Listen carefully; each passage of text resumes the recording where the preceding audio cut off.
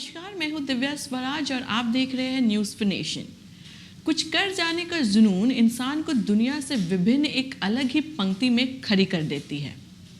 यहाँ से इंसान के हाथों से उनकी साधारण जिंदगी निकल के दूर हो जाती है और इस वजह से उनके पास केवल दो ही रास्ते बचते हैं। या तो वो लगातार आ रहे असफलताओं से लड़ के कामयाब बन जाए या फिर हार के उस अंधेरे का हिस्सा बन जाए जहां उन्हें कोई पहचानता ना हो। तो आइए जानते हैं हिंदी मीडियम से पढ़े उस लड़के के बारे में जिसने पेटीएम जैसी कंपनी खड़ी कर दी।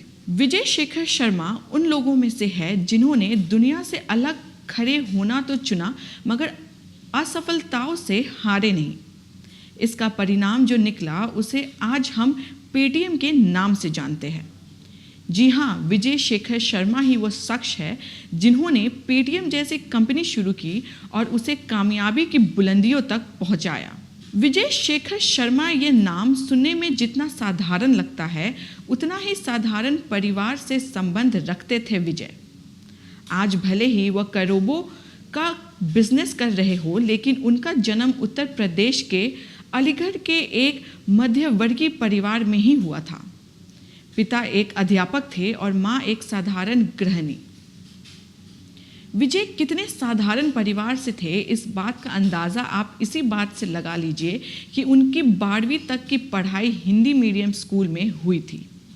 हालांकि हिंदी मीडियम में पढ़ना बुरी बात नहीं है, लेकिन हमारे देश में अधिकतर लोगों को यह भ्रम है कि इंग्लिश मीडियम में पढ़ने वाले बच्चों का भविष्य उज्जवल होता है। यही वजह है कि थोड़ी भी हैसियत रखने वाला शख्स अपने बच्चे को शुरू से ही इंग्लिश मीडियम में पढ़ाना चाहता है। विजय भले ही साधारण परिवार से थे मगर उनके सपने हमेशा से ही बड़े रहे हैं और इन सपनों को पूरा करने के लिए उन्होंने कभी भी अपने मेहनत में कोई कमी नहीं आने दी। विजय अपनी ग्रेजुएशन के लिए दिल्ली चले गए। यहाँ उन्होंने कॉलेज ऑफ इंजीनियरिंग में एडमिशन लिया और इलेक्ट्रॉनिक्स एवं कम्युनिकेशन के विशेष में अपनी पढ़ाई करने लगे। विजय को यहाँ आने के बाद हिंदी और इंग्लिश के बीच का बहुत बड़ा अंतर मालूम चला। इससे पहले तक इंग्लिश उनके लिए सिर्फ एक भाषा थी, लेकिन दिल्ली के इस कॉलेज में उन्हें इस बात का अनुभव हुआ कि यहाँ इंग्लिश सिर्फ एक भाषा नहीं बल्कि काबिलियत तौलने का एक पैमाना है। हिंदी मीडियम से पढ़ा ये लड़का अंग्रेज़ी में कमज़ोर था। स्वभाव पहले से ही शर्मीला था, जिस वजह से किसी ने कुछ पूछ भी नहीं पाता था। साथ पढ़ने वाले इंग्लिश मीडियम के पढ़े छात्र मजाक भी उड़ाते थे, लेकिन वही विजय को कुछ ऐसे भी मित्र मिले जिन्होंने इंग्लिश सीखने में मदद की। इंग्लिश को लेकर बहुत परेशानियां सामने आई विजय के। वह फेल भी हुए, लेकिन उन्होंने ये मन बना लिया था कि वह इसे सीख के ही दम लेंगे। यह उनकी इच्छा शक्ति थी जिसके दम पर उन्होंने जल्द ही इंग्लिश भाषा सीख ली। इस जुनून को उन्होंने पहली बार साल 1997 में हकीकत के रंग में ढाला और अपनी पढ़ाई के दौरान ही उन्होंने वेबसाइट indiasite.net की शुरुआत कर दी। दरअसल अपनी पढ़ाई के दौरान विजय ने देखा कि कॉलेज के स्टूडेंट को रिजल्ट देखने से लेकर फॉर्म भरने तक के लिए घंटों लाइन में लगना पड़ता था। उन्होंने सोचा कि क्यों न इसके लिए एक ऐसी वेबसाइट तैयार की जाए जहां ये खुद से कैफ़े जाकर सारी इन्फॉर्मेशन निकाल सके। यहीं से जन्म हुआ इंडिया साइट नामक वेबसाइट का। वह वेबसाइट इतनी कामयाब हुई कि मात्र 2 साल बाद विजय ने इसे एक अमेरिकन कंपनी को $1 मिलियन में बेच दिया। यहीं से हुई विजय के एंटरप्रेन्योरशिप सफ़र की शुरुआत। विजय जब दिल्ली में रहते थे तब वह छुट्टी वाले दिन बाज़ारों में घूमकर फॉर्च्यून और फोर्ब्स जैसी मैगज़ीन की पुरानी कॉपियाँ खरीद करते थे। इसी में से किसी पुरानी मैगज़ीन में उन्होंने एक बिजनेसमैन की सक्सेस स्टोरी पढ़ी। स्टोरी में बताया गया था कि कैसे अमेरिका के सिलिकॉन वैली में रहने वाले शख्स ने अपने गैरेज से एक कंपनी शुरू की और उसे कामयाब बनाया। इस स्टोरी ने विजय को काफ़ी प्रभावित किया और उन्होंने ठान लिया कि वह भी बिजनेस करेंगे और उसे कामयाबी तक ले जाएंगे। विजय हमेशा से ही गूगल से बहुत इंस्पायर्ड थे। यही वजह रही कि वह अपनी आगे की पढ़ाई के लिए अमेरिका की स्टैनफोर्ड यूनिवर्सिटी पहुंच गए, लेकिन आर्थिक कमी के कारण वो वहां ज़्यादा समय तक ना रह पाए। साल 2001 में विजय ने साउथ दिल्ली के एक छोटे से किराए के मकान से 197 कम्युनिकेशन नामक से एक कंपनी शुरू की। इस कंपनी को पेटीएम की पेरेंट कंपनी माना जाता है। विजय शेखर शर्मा की सक्सेस स्टोरी सुनने में जितनी आसान लग रही है, वास्तव में ये उतनी ही मुश्किल थी। उनके सपने जितने बड़े थे, मुसीबतें उतनी ही बड़ी थी। काम शुरू करने के लिए उन्हें पैसों की ज़रूरत पड़ी तो उन्हें अपने दोस्तों और परिवार के आगे हाथ फैलाना पड़ा।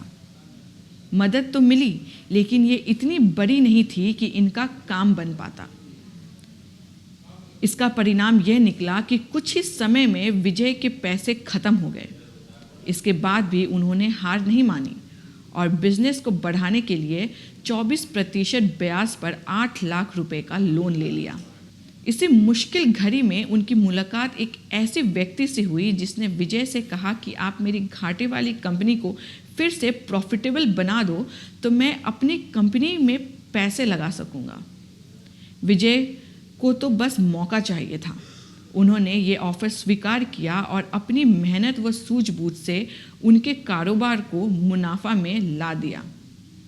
इसके बाद वह शख्स ने विजय की कंपनी की इक्विटी खरीद ली। इससे उन्होंने अपना लोन चुका दिया। लोन चुकाने के बाद तो विजय ने कभी पीछे मुड़कर देखा ही नहीं। अब विजय अपने बिजनेस को बढ़ाने के बारे में सोच चुके थे। इन्हीं दिनों इनके साथ कुछ ऐसी बातें हुई जिसने इन्हें नया बिजनेस आइडिया मिल गया। विजय को जब भी किराने का सामान लेना होता था या ऑटो वाले को पैसे देने होते थे तो उन्हें छुट्टे की दिक्कत आती थी। ऐसे में इन्होंने सोचा कि क्यों ना कुछ ऐसा शुरू किया जाए जिससे ऐसे कामों में कैश का झंझट ही खत्म हो जाए। सन 2010 में विजय को पेटीएम का आइडिया आया और उन्होंने इसे शुरू कर दिया। आज मनी ट्रांजैक्शन के लिए यूज़ होने वाली पेटीएम ऐप उस समय प्रीपेड रिचार्ज और डीटीएच रिचार्ज की सुविधा देता था। इसके बाद इसमें इलेक्ट्रिसिटी और गैस के बिल की भुगतान की सुविधा जुड़ गई। ऐसे ही ये ऐप धीरे धीरे ऑनलाइन ट्रांजैक्शन की सुविधा देने लगा।